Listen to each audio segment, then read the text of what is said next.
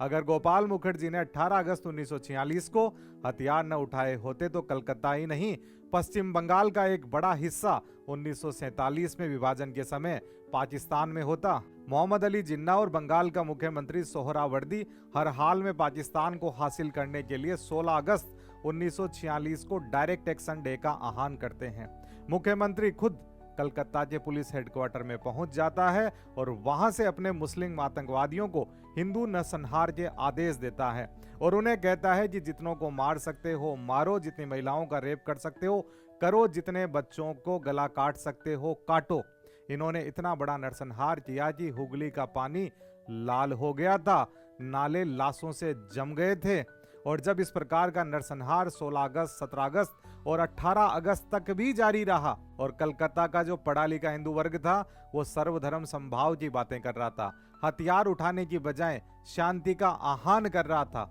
उसी समय फिर मीट की दुकान चलाने वाले गोपाल पाठा ने अपने साथियों को इकट्ठा किया और जितनी भी व्यायामशालाओं में उनके जानकार साथी थे उनको कहा कि अब हमें पिस्तौल उठानी होगी, चाकू, छुरी, खंजर उठाना होगा। उन्होंने तलवारें ली और जितने भी मुस्लिम आतंकवादी इस प्रकार का आतंक फैला रहे थे उनको ढूंढ ढूंढ के मारना शुरू कर दिया और कसम खाई कि महिलाओं और बच्चों पे हथियार नहीं चलाएंगे। और जब सड़कों पर गोपाल पाठा, बसंत कुमार, जुगल किशोर, विजय सिंह नाहर और उनके पहलवान साथी हथियार लेकर निकले, एसिड बम फेंकते हुए चल रहे थे तो ये मुस्लिम आतंकी घर छोड़ के भागने लगे। उसके बाद में सोहरावर्दी ने भी कहा कि अब शांति की स्थापना हो जानी चाहिए, लेकिन गोपाल पाठा ने मना कर दिया कि अब तो नरसंहार ही होगा। और जब शांति की स्थापना के लिए गांधी जी कलकत्ता गए और गोपाल पाठा को बुलाया तो इन्होंने मना कर दिया कि गांधी जी के भाषण इस प्रकार के हत्याकांडों में काम नहीं आते, यहाँ पे हथियार ही उठाना पड़ता है। और उन्होंने बाकायदा कहा था कि जब मुस्लिम नरसंहार कर रहे थे